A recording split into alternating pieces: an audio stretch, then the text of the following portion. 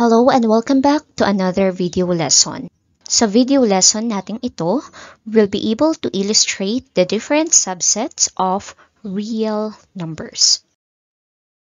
So let us show the real number system using a Venn diagram. During your primary years, ang mga numbers lang na alam natin ay 1, 2, 3, 4, 5. We call it natural numbers because we naturally start counting from 1, 2, 3, 4, 5, and so on, so forth. And then, we include 0 as part of our numbers. And when we include 0 together with the natural number, we call them whole numbers. We were also introduced with other numbers which have negative signs. Together with the positive and negative whole numbers, we now call it integers, including 0. And then, this time, when we say rational numbers, these are numbers that can be written in the form A over B. Ang mga whole numbers ay still masusulat natin in the form A over B for as long as the denominator is equal to 1. Say that integers, whole numbers, and natural numbers are considered rational numbers. We also have these numbers, just like fractions, in the form A over B for as long as the numerator and denominator are integers.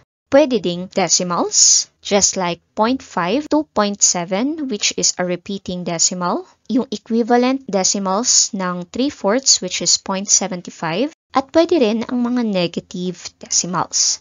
Marami pang examples ng rational numbers, just like square root of 9, because it will also give us positive and negative 3, and even percent. Karamihan ng mga numbers na alam natin ay tinatawag na rational numbers.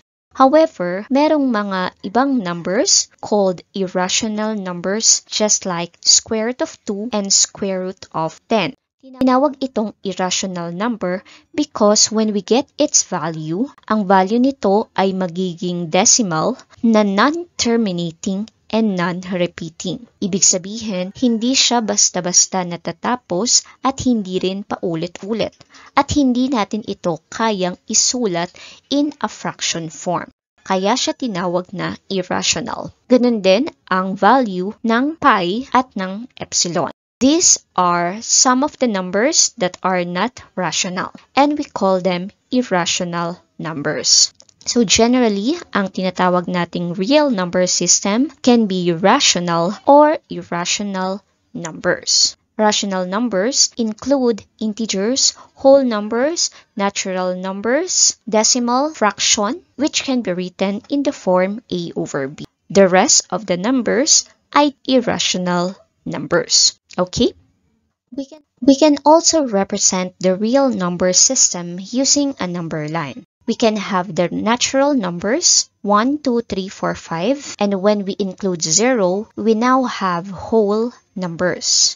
And then, if we also add the negative numbers, we now have this set of integers. So suppose we plot positive 5 and its opposite negative 5. Nandito naman siya, okay? And then, as we can see in this number line, from 0 to 1, we have small lines here, which means these are fractional part of a whole number. So we can have a decimal here, just like 4.2. Another, we can have negative 5.6 here. Nasa gitna siya ng negative 5 and negative 6.